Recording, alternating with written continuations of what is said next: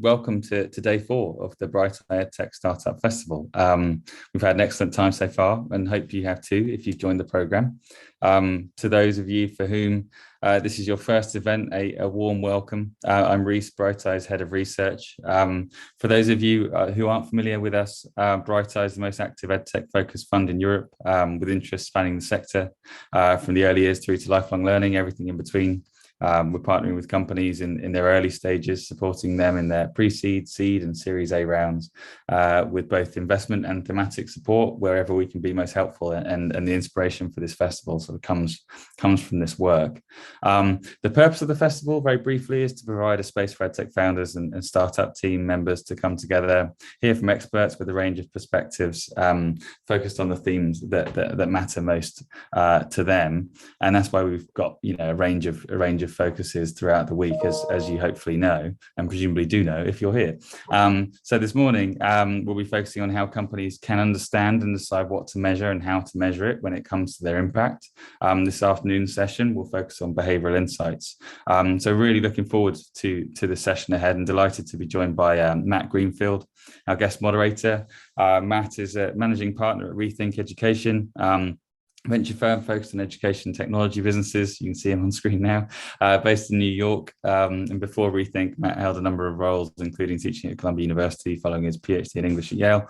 It's pretty early in New York, so Matt, we're very grateful. And then we'll be hearing keynote presentations from Laurie Forcier, Director of Partnerships and Chief of Staff to the CEO at Educate Ventures Research.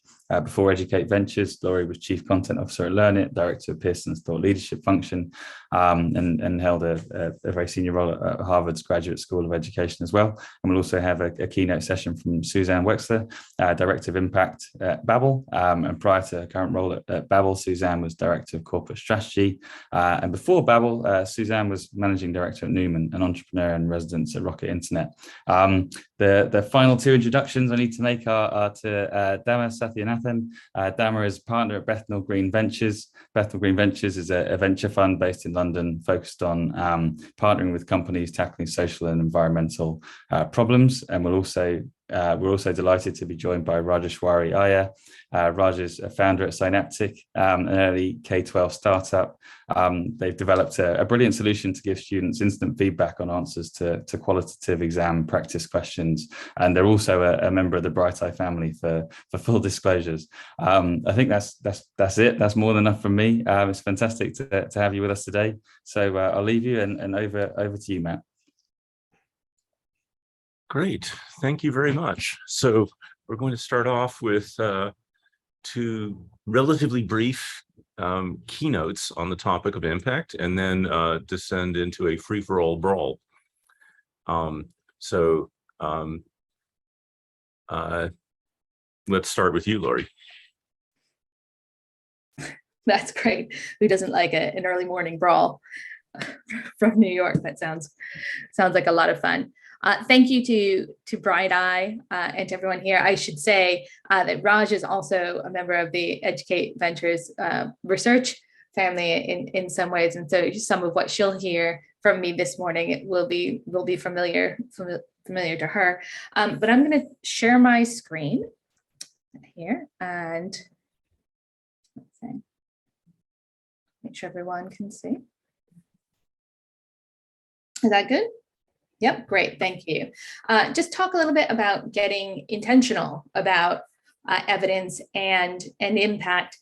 Evidence is and research in the context of EdTech is talked about a lot, but it can feel like something that's very overwhelming. And I think EdTechs can sometimes feel like, is this a priority? Should it be a priority? Where would I even start? And so I'm going to talk a little bit about the work that we at Educate Ventures Research do to help streamline and systematize that kind of thinking within your companies. So just to start with just a little bit about me, as Reese said, I'm Chief of Staff and Director of Partnerships at Educate Ventures Research. I've been in education my entire career, which is now topping the 20-year mark.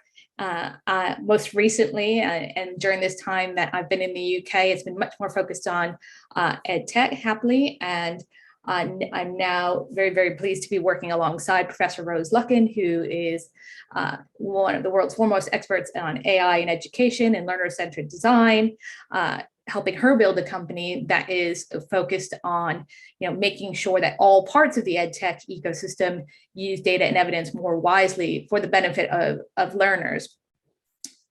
So I want to talk a little bit just about Educate Ventures research for a moment, and the reason that it exists. It comes from the premise that companies that help people learn and grow are more successful when they're clear about their theory of change and when their products live up to their promises.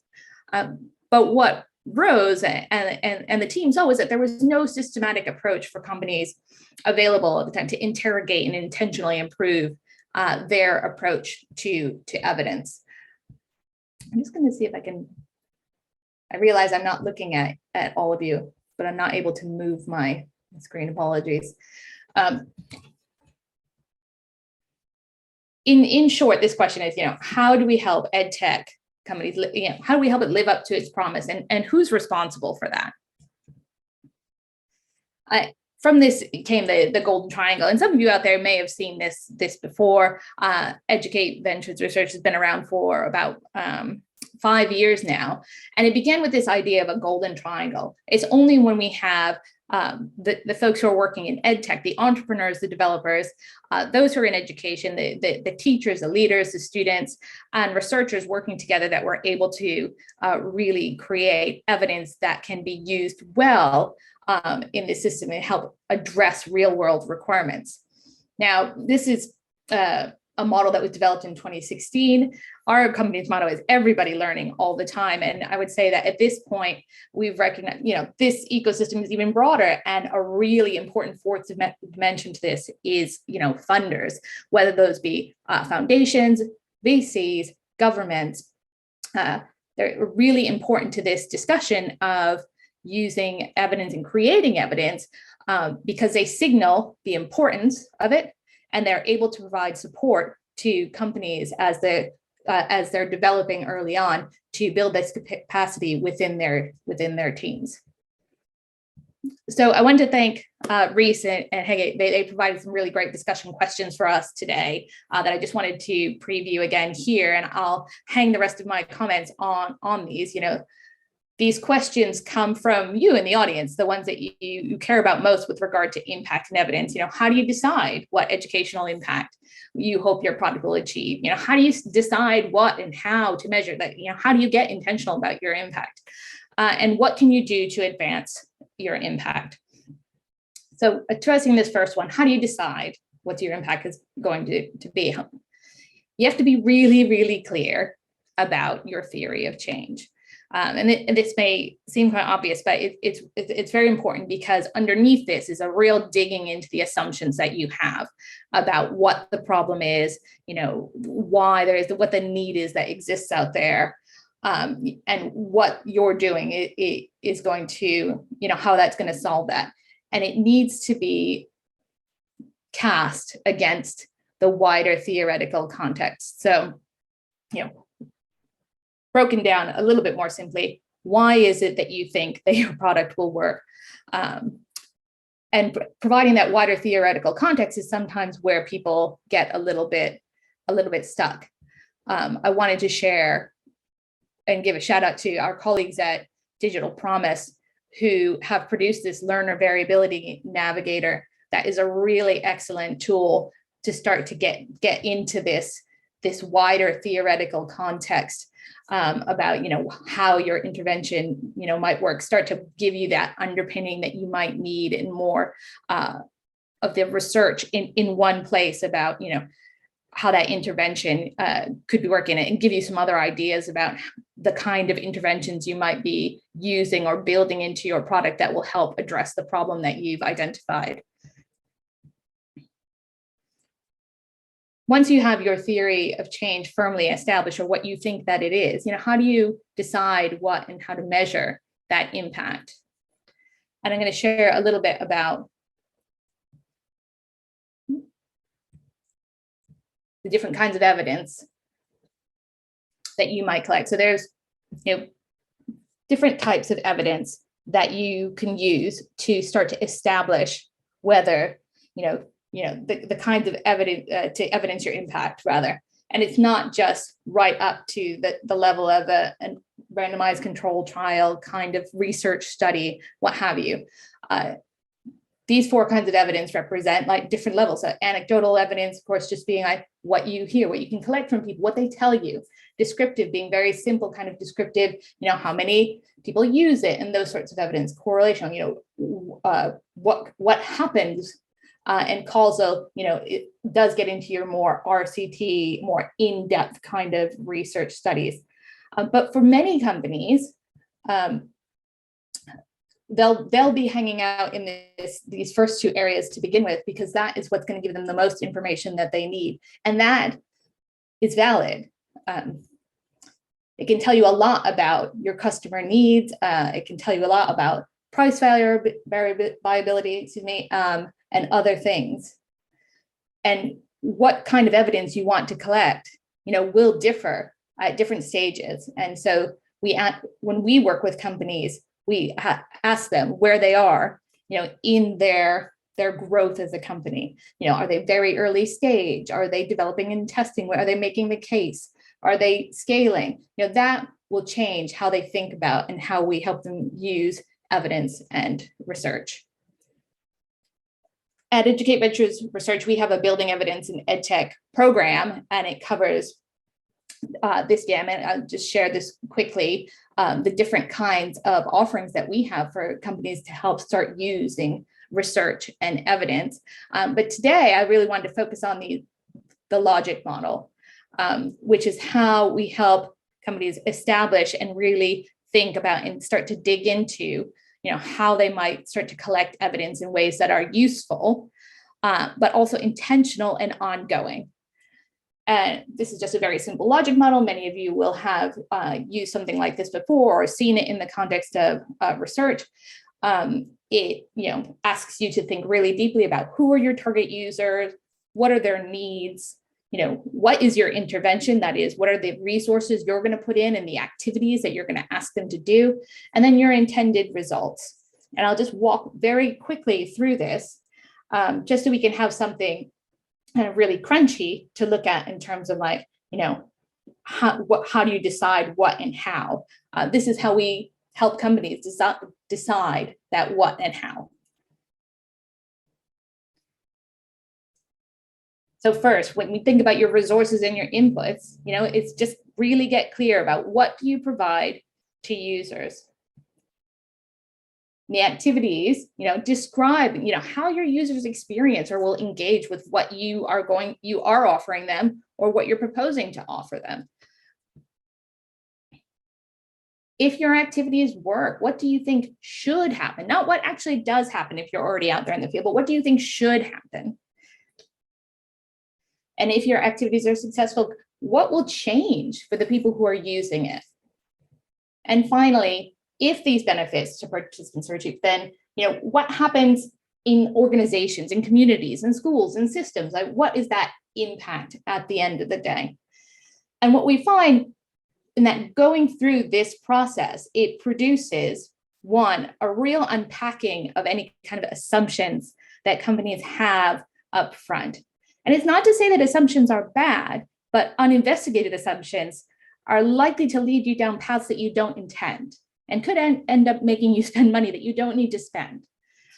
So unpacking this really helpful and help people start to get really clear about what they might start to measure to test whether their product is doing the things they think it's doing for the reasons they think it's doing it.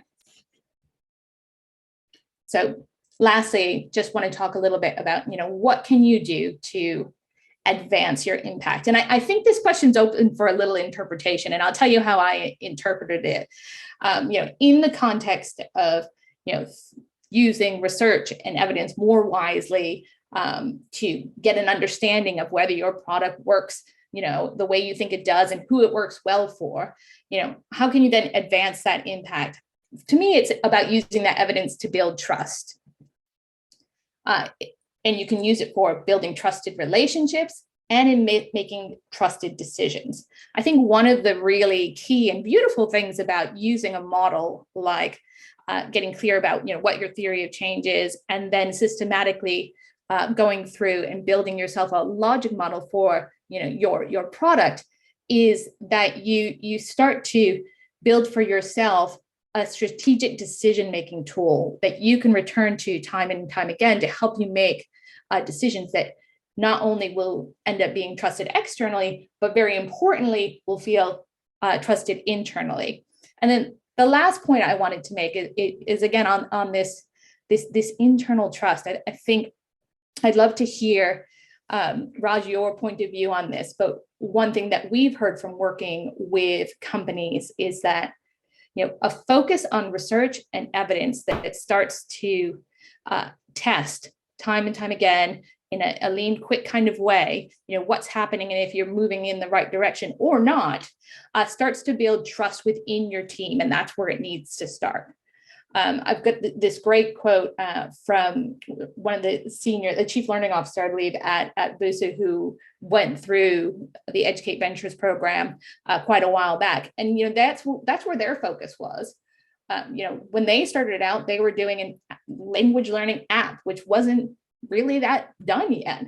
Now it's very, very popular and lots of people are doing it, but they didn't have any evidence. And what that meant was that they didn't have any internal confidence about it. And really focusing in on how they were going to test that early days helped strengthen that team internally in ways that they wouldn't have expected, but that really helped them go from strength to strength. So that's it. That's it for me. I'll turn it back over to Matt. Thanks very much. Thank you. Admirably clear and succinct. Okay.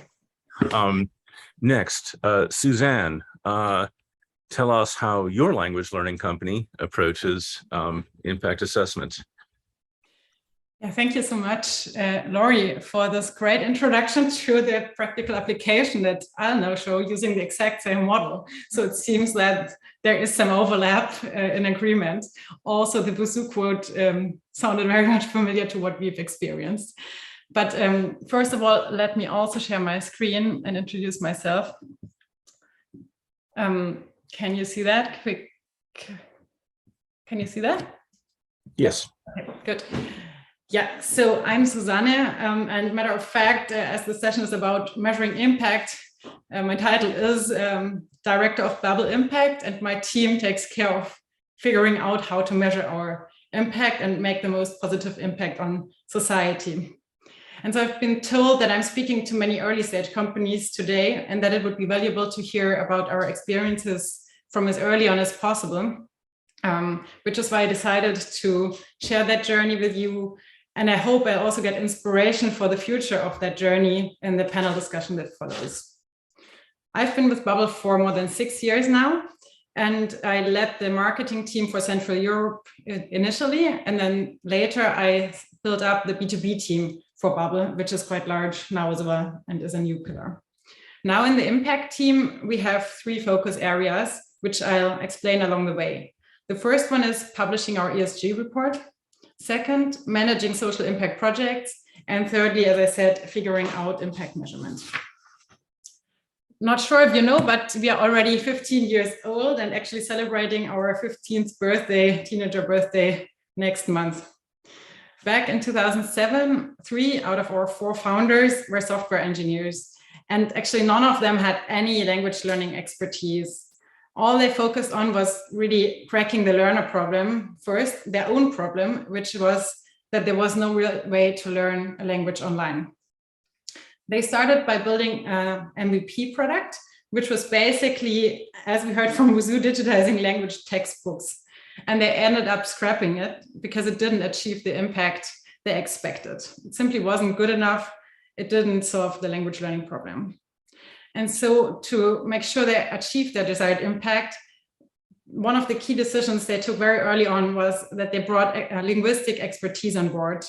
The first team members they hired were linguists, and they then developed the second version of Bubble. And that's actually the start of the success story we know today. So one of the most important characteristics of Bubble is the combination of tech and humans. And with that USP, we have achieved product market fit for the language learning app. So solving the user problem is what I consider the first pillar of impact that I drafted for this session, and I'll go through now. Since then, our team has continuously experimented and improved the learning experience. We are now 750 colleagues. Most are in Berlin, a few are in New York City, and 150 of the colleagues are actually didactics experts who create new courses every day, but also who check constantly what works and what doesn't. And that actually refers to the second pillar, effectiveness. So the time spent by our learners with Bubble is precious. And so we really want to make sure that it's optimized for actual learning. I'll give you an example for the effectiveness of Bubble. In preparation for this talk, and it was a quite nice exercise for me, I looked through hundreds of slides from our didactics team from the past years. We have sold more than 10 million subscriptions by now, and so there is quite some data to look at.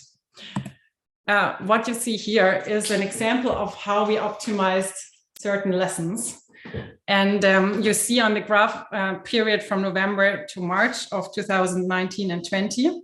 And the lines are basically the lesson completion rates for 4 different lessons. It's always the first lesson of a different language we teach.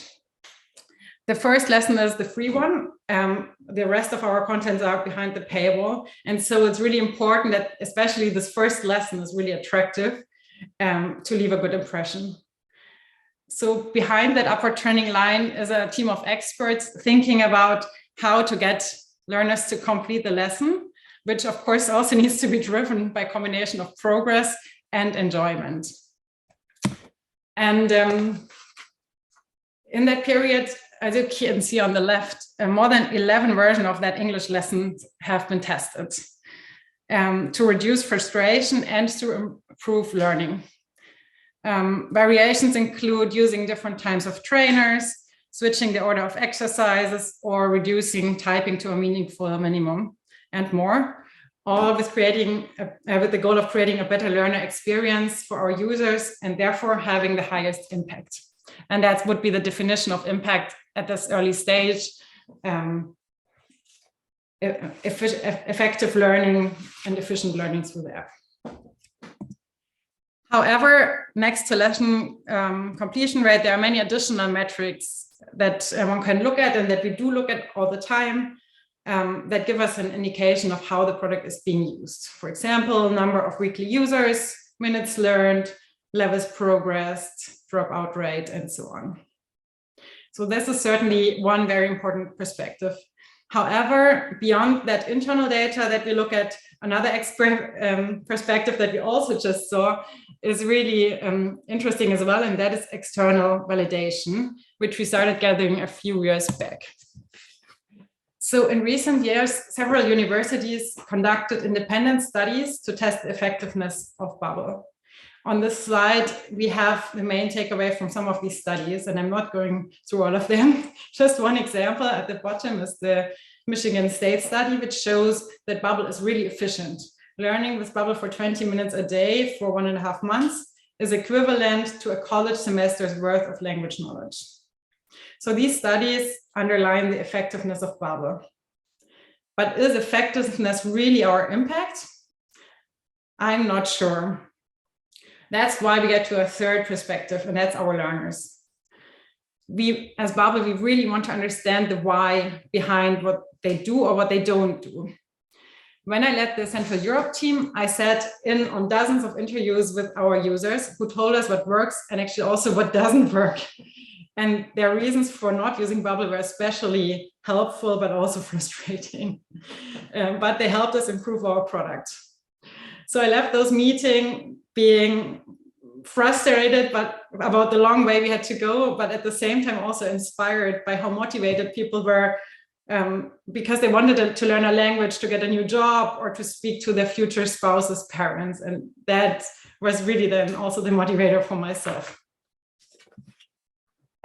So as you can imagine, there are as many motivations out there as there are users, and each user has their own definition of success. So working towards achieving this learner success, how we call it, is what we now focus in on as a perspective in Bubble mainly. So I'll tell you what learner success is for us. Learner success is a multifaceted metric that looks at two sides. One is the objective measurement of skills acquired, and the second one is the subjective perception of the learner about their own progress. Looking at a couple of these examples on the slide, for example, for Maria, success means being able to interact with people after relocating to France. And Tom found success finding a job thanks to his new language skills. As you can imagine, we cannot interview every single user and ask them if they've reached their goals. So we had to find a model to get along with this. And so we try to model learner success by using parameters like users' resilience, confidence, self-awareness, but also more tangible factors like how they accomplish tasks and if they reach certain milestones. One could say, as a summary of all of these learners' motivations, we formalized our company purpose along the same time as we introduced learner success. And that purpose is now creating mutual understanding through language. We have the highest impact if each individual learner achieves their version of mutual understanding. So we aim our learners to get to speak and to have conversations, to create new experiences and to broaden their horizons, which is funny because that means our success lies outside of our app where you apply what you've learned. I told you what the impact team does. And so actually one of our first projects when we were newly inaugurated was to moderate the process of identifying this purpose. So it is a summary of our desired impact, and we consider it in every decision we make internally. I should note that as a for-profit company, we are in a fortunate position because optimizing for our purpose fully aligns with our business objectives. So in our case, if we create more impact, that's a win-win for us. In order to achieve that desired impact, we've learned that we need to adjust our product. So we learned that learners need multiple learning touch points and guidance to reach their individual goals. And with this in mind, we moved away from a single app to an expanding ecosystem of learning experiences and a guidance function that helps learners create individualized learning journeys. As you can see on the slide, we have now live virtual classes, we have educational podcasts, interactive games, and even the before mentioned dedicated team Bubble for business and respective courses for that. I'd like to give you another example of another larger product decision in practice that is connected to our purpose. As the war in Ukraine unfolded earlier this year, we decided to create free language courses and other resources to help both the Ukrainians who had to flee their homes, but also to the volunteers who would assist them when they arrived in a new country. So that was also a project that our impact team led, and we moderated these initiatives. However, hundreds of our employees across the teams worked on them. If we define impact by how well these users can reach their individual goals through Bubble, then the impact of these initiatives was quite high. At last count, nearly 300,000 Ukrainian speakers were actively using these new courses. If we can make this extremely difficult situation a little bit easier for that many people, then we've brought our purpose to life in a very positive way. Now I get to the final pillar. I give you an outlook on what we're planning to do going forward. Actually, we are moving away, or we're staying with the learners' individual level, but we're expanding to the societal level. And we are asking, how can we foster most mutual understanding in order to move our society forward? And that's quite aspirational. As a first step, and that's more of the mandatory part, is that we released our first annual ESG report in July, which gave us the opportunity to start measuring and thinking through our environmental, social, and governance-related impact in a more structured way. This was voluntary for now, but it was a good starting point as this becomes mandatory for companies of our size in Europe in 2 years. We applied standards like GRI and SASB and made reference to the UN SDGs, as you can see on the slide. So it was a really good exercise to publish these 30 pages, but frankly, in all fairness, I don't find these measurements specific enough for our business. They mostly touch output and not really impact of our product. When I talk about output and impact, I refer to the same IOI model that Laurie just showed us, and I'll have it as well. You only need to look at the first 2 lines. It establishes a logical pathway, as you already saw, between inputs, outputs, outcomes, and impact. This one is taken from Fineo's Social Impact Navigator. Fineo is a think tank, very respected think tank in Berlin in this field. So a lot of the data I showed you that even Bubble looked at and is still looking at would fall under outputs. Things like number of learners, hours learned, number of completed courses, and so on. Outcomes, as Laurie also just said, are typically short to medium term results at the target group level, such as finding a better job or being able to communicate with family members. Then comes impact, which is the longer term result at the societal level. And the question we ask ourselves now is, how do we model if we achieved mutual understanding for the society? Actually, with so many learners and with different motivations in 190 countries, I personally find it really difficult to build this impact logic. For example, how do we determine the path for someone in Argentina learning for family reasons that leads them then to the outcome of having better relationships, which then leads to the impact of more mutual understanding in society? There are thousands of iterations of this path with learners from different countries who have different motivations and goals. So describing this connection for the largest groups of our learners globally will be the task of my team for the next months. After establishing this model, we'll try to even quantify this with the so-called social return on investment. So how much social value do we create with every euro spent? We've seen a few such calculations from other companies, but applying them to various impacts, especially in the educational field, is relatively uncharted territory. So our ultimate aim, very aspirational, would be to steer internal decision-making based on the impact we can have on society. If we can fully understand our impact, then we can also amplify it. And society will be better off for it. This brings me to the end of my talk, and I'm really looking forward to the discussion with you. Thanks for listening, and I'm looking forward to connecting and learning from you all.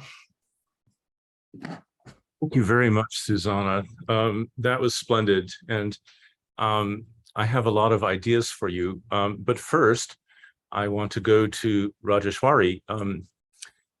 You are at a very early stage company, much earlier in its journey.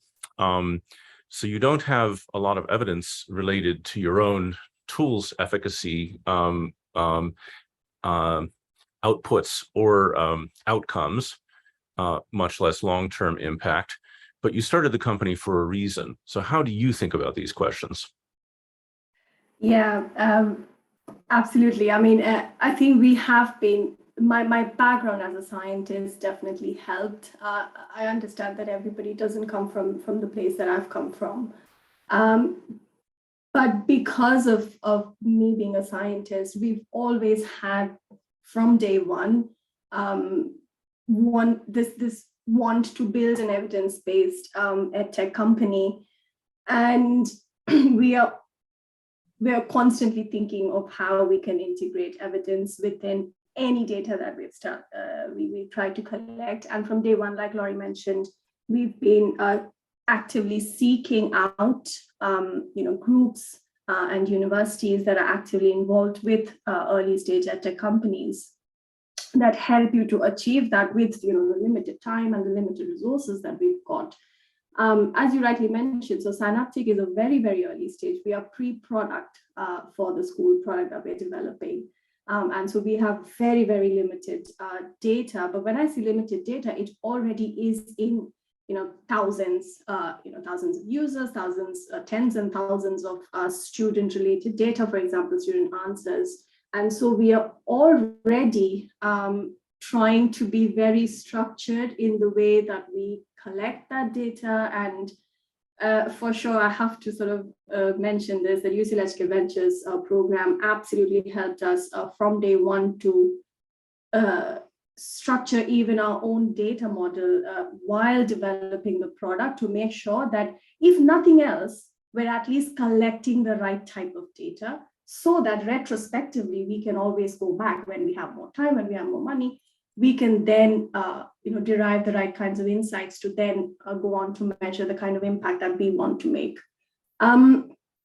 Just to directly address that first question about how do you decide what is your hope for the kind of impact that you want to measure as an edtech company.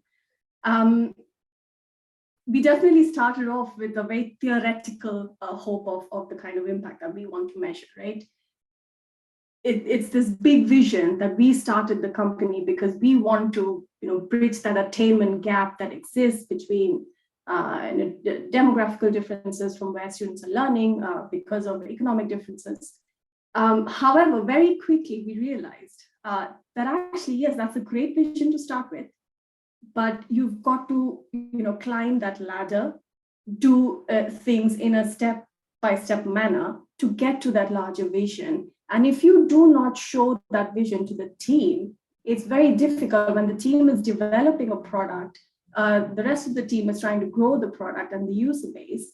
You have to show the value of the impact and the larger vision to the internal team so that we're all sort of on the same page to develop a product which will ultimately help us to achieve that impact.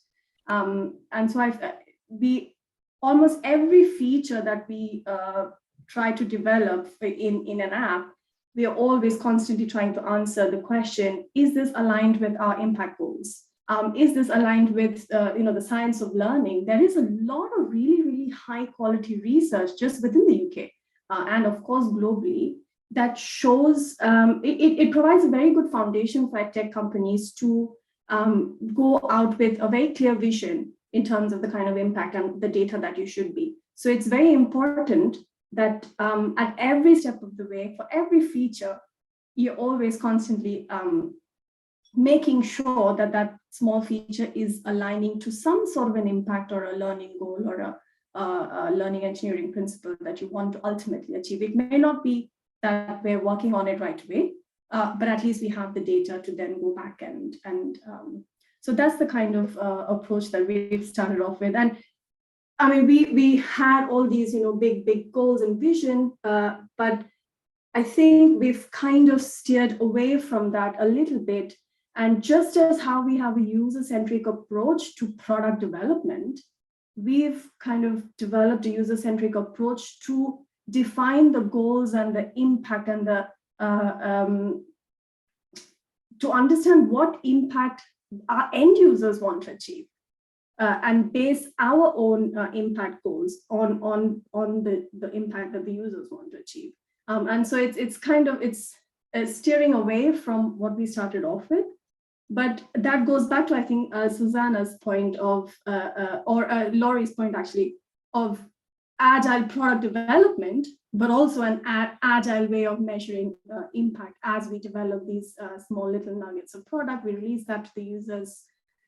We get their feedback. So in that feedback gathering process itself, the logic model helped us to incorporate relevant questions that we are able to get out of our users on what is it, what value are you getting out of using our product at this early stage.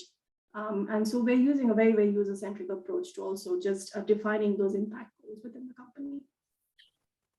Great. So if I can attempt to summarize back in my own words, you looked at existing research on what worked. You didn't just decide to test out a hypothesis. Yes. And you architected the product so that it would collect data that would allow you to refine your hypothesis about what works. Absolutely. Which some of my companies have also done, and which is incredibly helpful. You have the potential to push the state of the art in research and collect data on a scale that an academic researcher ordinarily can't collect data with a higher degree of granularity. And you're also listening to the users about their whys. Yeah, That's all. I put that as the top sort of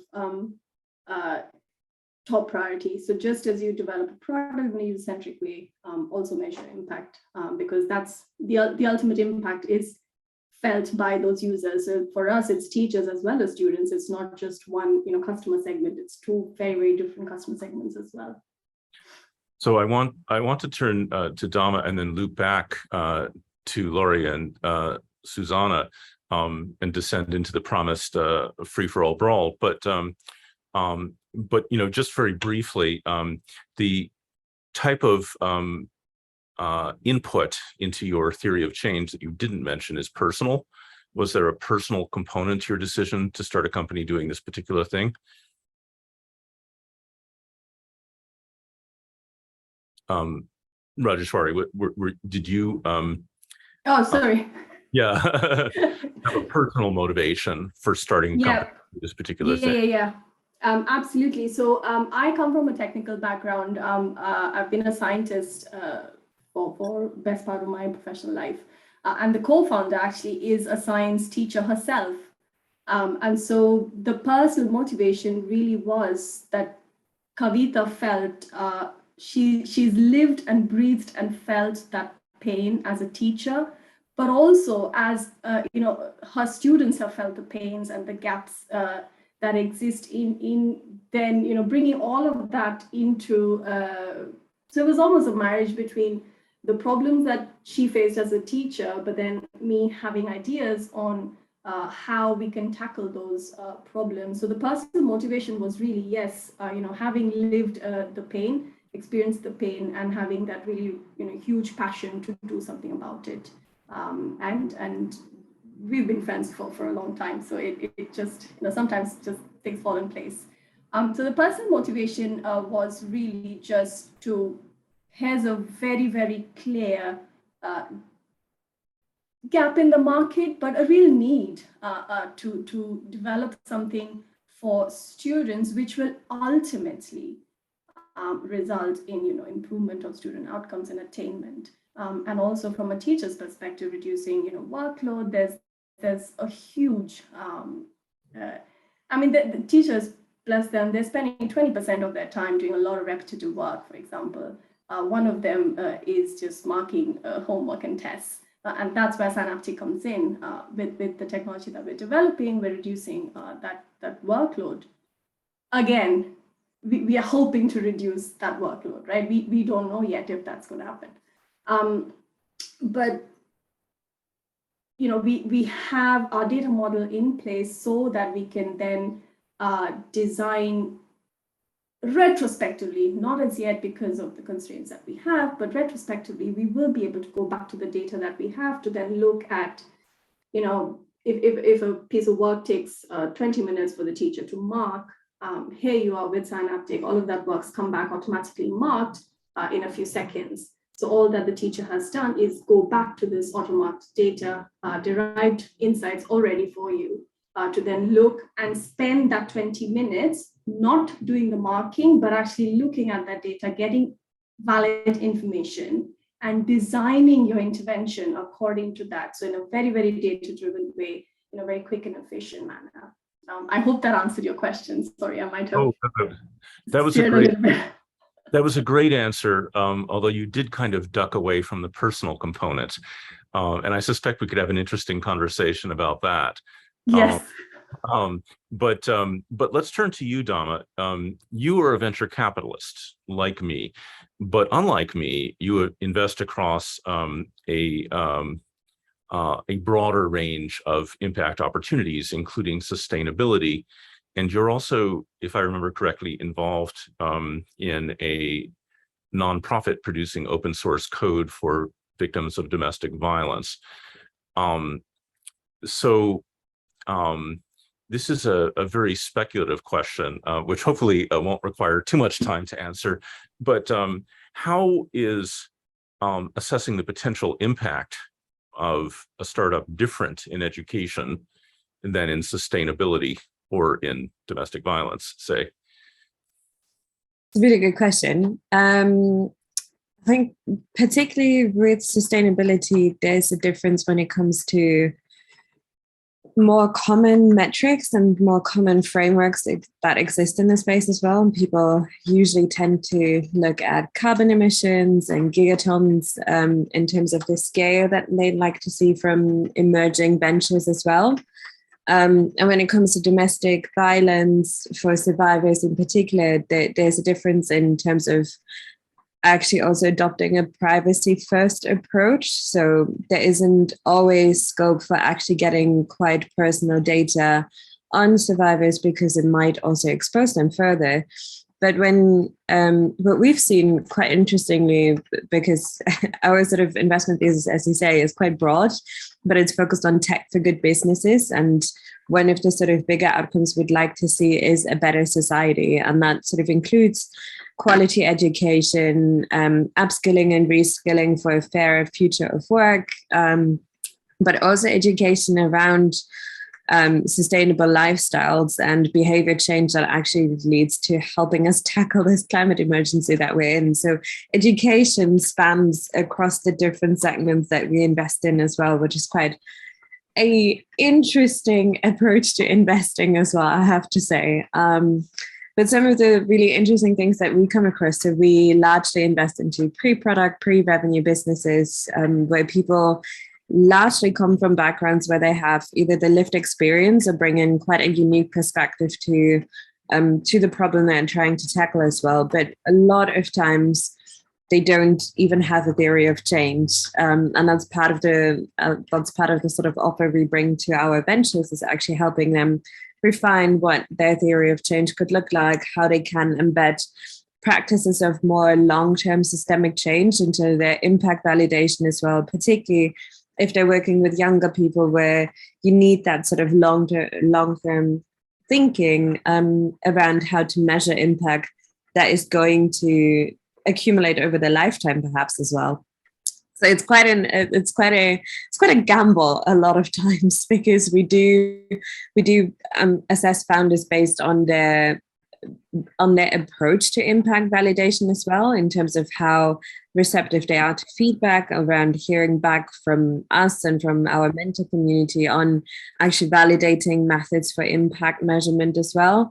But also seeing at that stage, sort of seeing closer alignments with some of the SDG indicators around goal 4, with sort of seeing how they are contributing to country level reporting as well, because learning outcomes in the end also are disproportionately affecting people from lower income backgrounds or from LCDs as well. So whenever we get companies that come from these backgrounds, we're really interested in seeing the depth of impact they can achieve as well, and what sort of material impact they can have on people and planet. Yeah. So I want to highlight one thing you said. You said something very similar. You implied something similar to what the principals of Moxie Ventures like to say about sustainability, which is that some people think of it as sort of a sector, but it's actually a retooling, in their words, of the entire economy. So every single sector, from power generation to food, to transportation, to education, must be retooled around environmental sustainability. And the point that I made back to them, which I just heard you make, is that whenever you are talking about a modification of infrastructure or a transformation of a sector of the economy to make it more sustainable, you're also talking about a change in human habits, which in turn requires education. And not everyone thinks of habit modification as a form of education, but you, Susanna, used to work for Noom before you worked for Babel. And obviously, with language learning, making it into a habit is one of the most important. The software can be very bad in many other ways if it becomes habit forming and people return to it. I have a question for you, Susanna, about something very interesting that you said about your work, which involves listening to users in a different way than the rest of the company does. It sounds like your impact group has kind of taken over a part of the product management function. Oh, no, sorry. Maybe that seemed too large. Probably I refer to us as a company. We have influenced that, we have seen the needs for differences in products. The impact team is relatively new, so we are only reflecting that now and measuring it, but also mirroring it back basically and putting it into this larger context of impacts and not just this tiny view of features or something.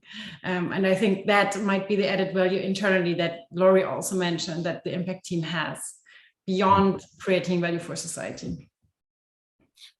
Yeah, I guess the product managers definitely look very closely at every aspect of engagement.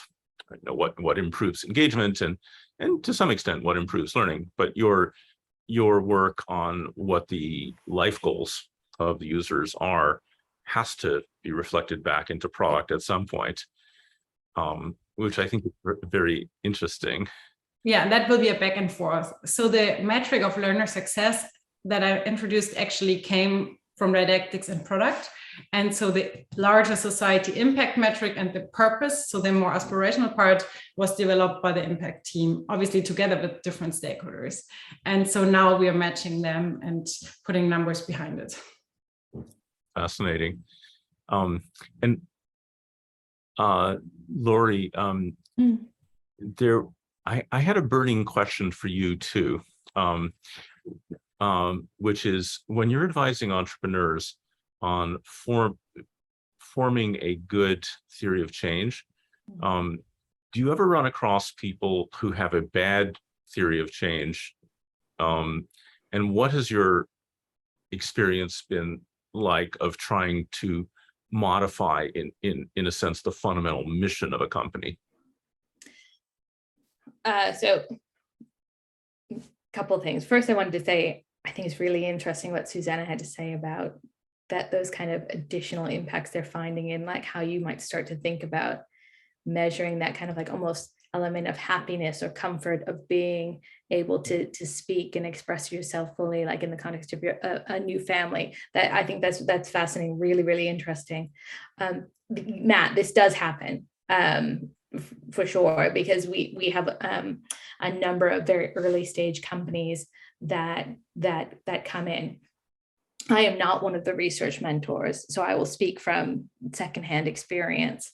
But we certainly have seen not so much come in with a bad idea, but with, it's that assumptions thing that I was kind of banging on about there for a minute. There are some, have been assumptions about what it is that a group of users need to fix a problem that a founder might see, out there in the world. And what you start to see is you start to see an evolution of that based on, when you really start to write down what your assumptions are behind that and start to unpack that. So you see a lot of pivots and changes and redirections based on, starting to ask questions of your users. So for example, one company was it was focused on higher ed, and they really thought that students were going to want to be grouped on ability level. And when they actually interrogated that, like that wasn't the case at all. There was another instance where a new company thought, all right, we want to really open up a new opportunity for young women coming out of university who have want to make a difference in society. And they started in one direction, trying to build a program that would actually build up more kind of investor knowledge in that space. And they've ended up in a completely different place, still trying to address that same problem, but really moving significantly as to how they're going to do that. And that's where there is a guide. I mean, they know the problem. The reason they've started a company is because they've felt that keenly. To your point that you made to Raj earlier, there's some kind of a lived experience there that many times will prompt people to be founding a company and to try and address a problem. So it's just that, like, getting a bit more intentional, writing things down, unpacking those assumptions, testing them, those sorts of things, and lots of pivots. Great. So I have a question for all of you, but I also want to encourage those in the audience to start to ask questions. I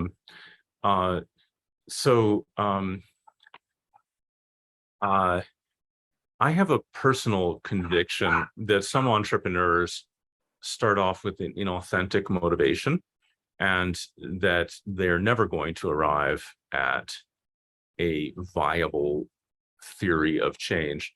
There is another point of view, which is sort of, say, the classic Y Combinator perspective, where you just iterate and test until you find a problem or a need that you can actually solve. Which side of that divide do the four of you come down on? Happy to answer that first. We definitely love to back founders who try their ultimate best to stick to the problem that they're trying to solve, but perhaps adapt their product development, their user research based on the insights they're getting from it as well, to pivot the product so the solution they're building is actually attuned to the underlying systemic problems they're trying to serve. We had one company in particular called EcoSpot, amazing founder called Maya, who was building a tool that is being sold into schools at the moment to help sort of younger people actually use sort of climate actions as part of actually educating about more sustainable lifestyles as well. And it's hugely impressive seeing sort of the results coming through from those pilots and actually helping them fine-tune how the next iteration of their product actually needs to work in order to actually make a case for more schools to adopt these products within their pupils as well.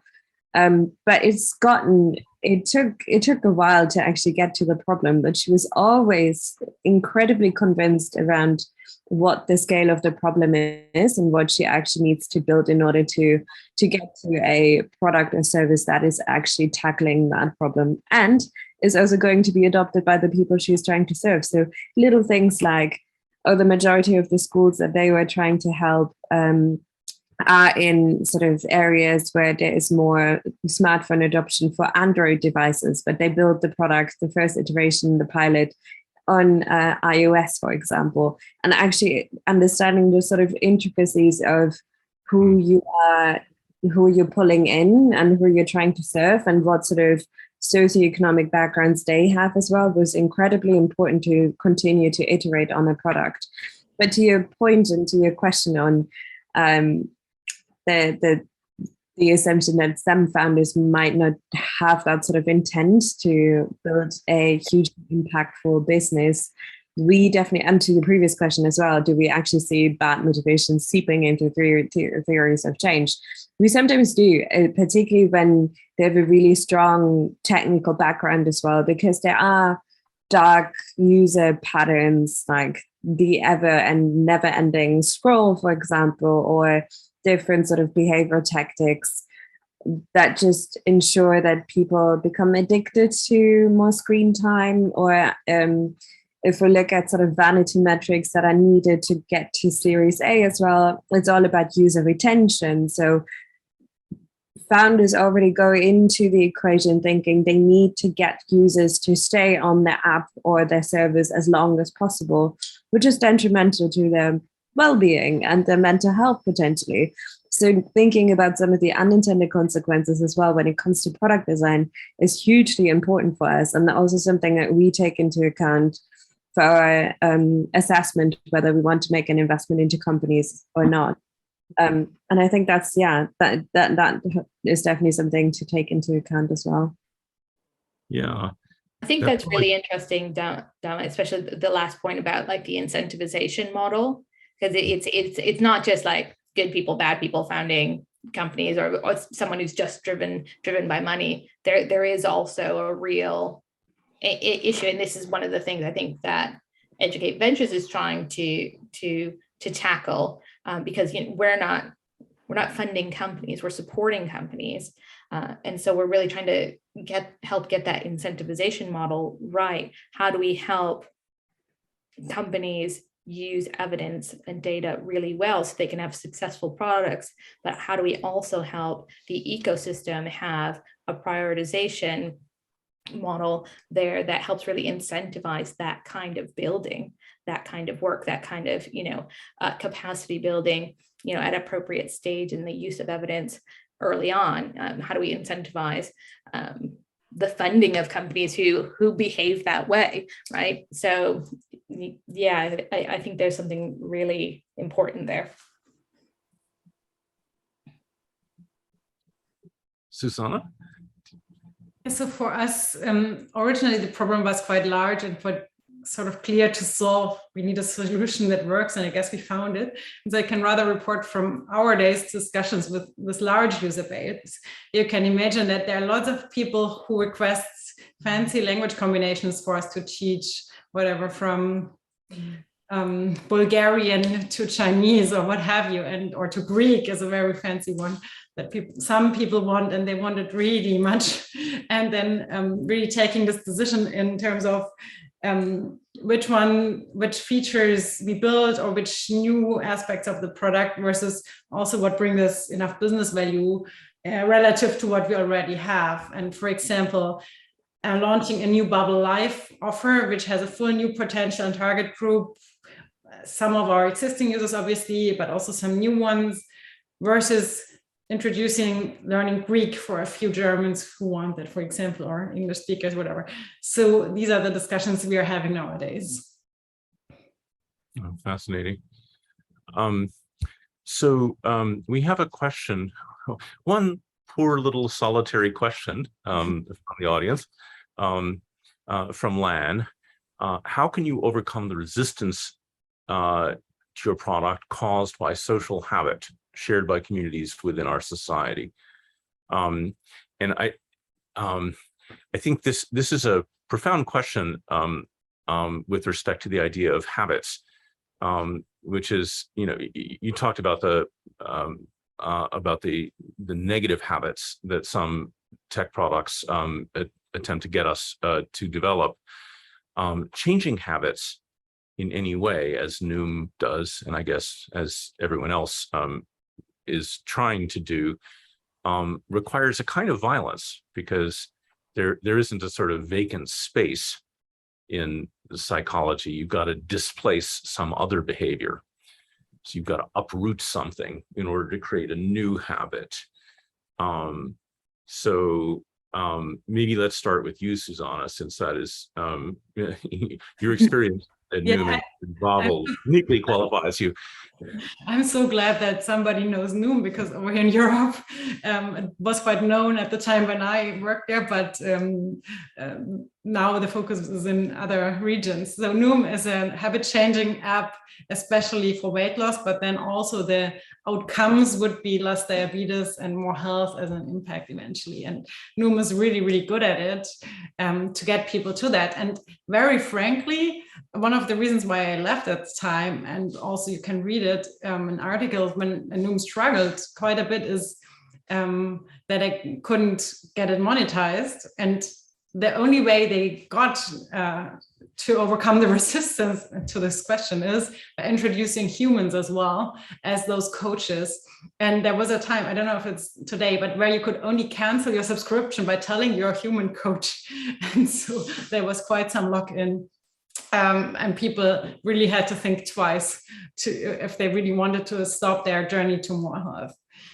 When it comes to Bubble, we're not that forceful, thanks God. Yeah, I mean, there are always other priorities. So we see the spikes of learning, especially in January and in September, which is when people are more relaxed after holidays, fascinatingly, or during and after, not before, as you would imagine, like for travel. But that's been the most stressful time. And so, yeah, we try to help and break it down in small chunks, make it a habit, setting a learning routine, all those things you can do, I guess. Oh, and one other aspect I think that might be interesting for you too is we struggle a lot getting Bubble being seen as a really relevant tool by German authorities. Like, especially now with Ukraine, you could think there are now hundreds of thousands of people who arrived and who could really benefit of a free product like German courses from Bubble.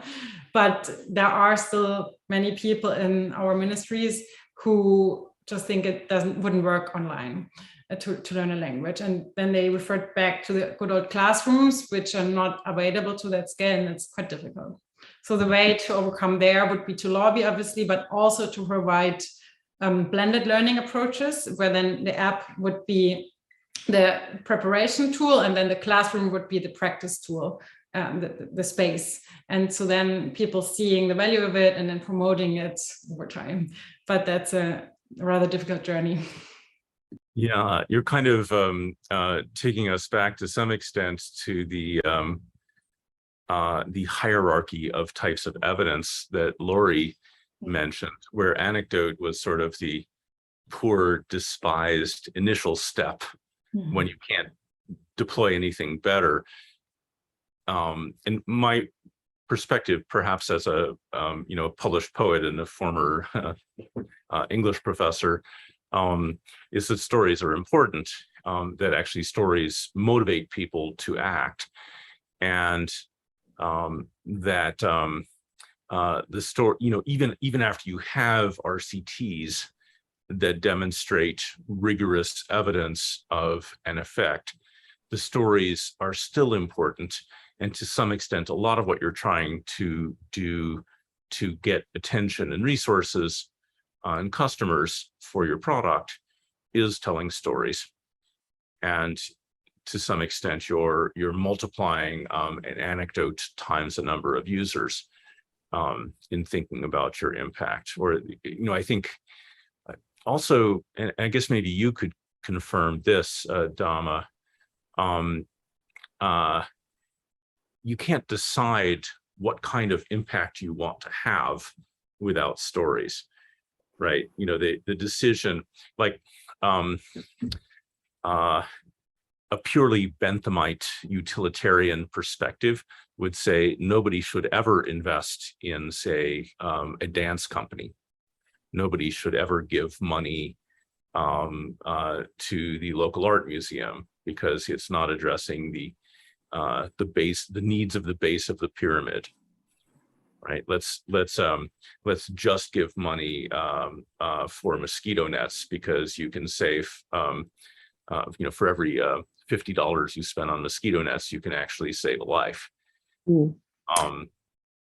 I think, yeah, you're right in saying that there's always an element of storytelling needed as well to sort of just accentuate the depth of impact. So we love to say to our ventures as well, and generally to companies who are building impact-driven businesses, that no one line of inquiry or data is actually going to tell you the full picture.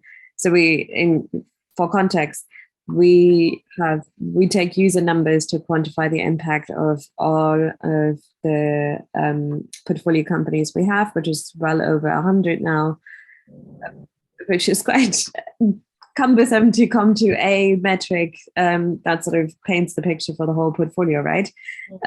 And in our last impact report, we had a collective of 14 million users, but one single life that was impacted by another edtech startup in our portfolio called Chatterbox was someone who was a lawyer previously in South Sudan, and then fled the conflict, was a refugee, came to the UK, and used our platform to access some income and to provide language learning to a law firm in the UK and subsequently was able to still practice a language and learn a different language at the same time, that allowed her to stay in the profession where she originated from. That's not the reality for a lot of refugees who can stay in the profession or who can have a certain degree of dignity as well when it comes to income opportunities.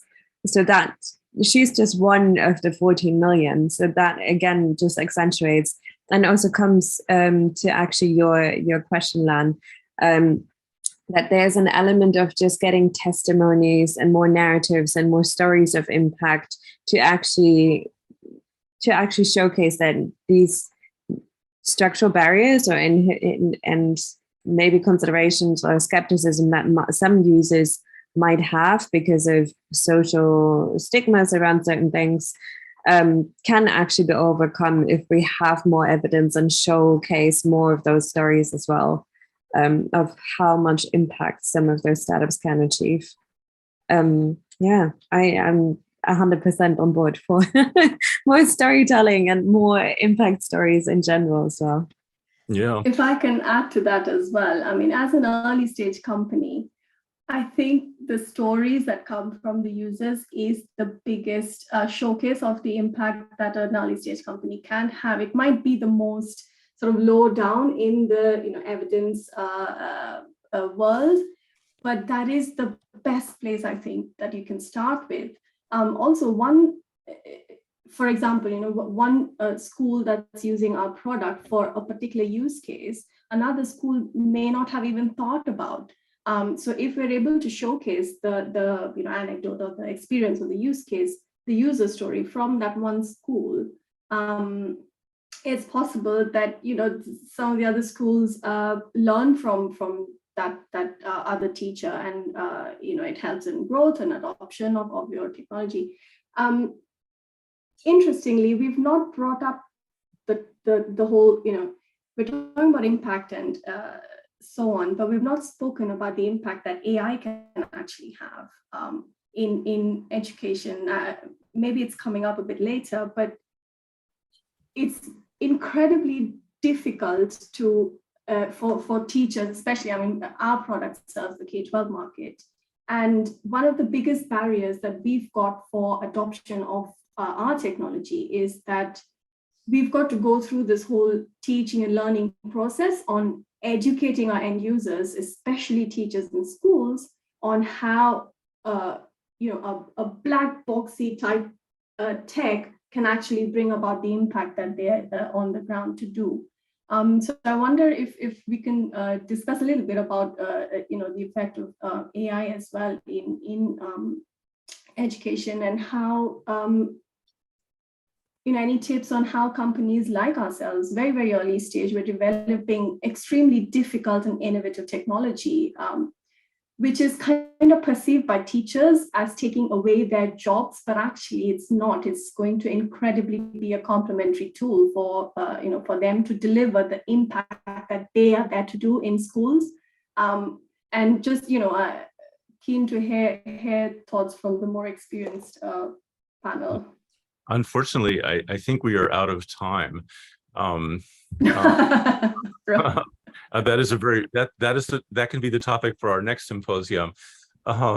Reese, let me hand it back to you to close things out.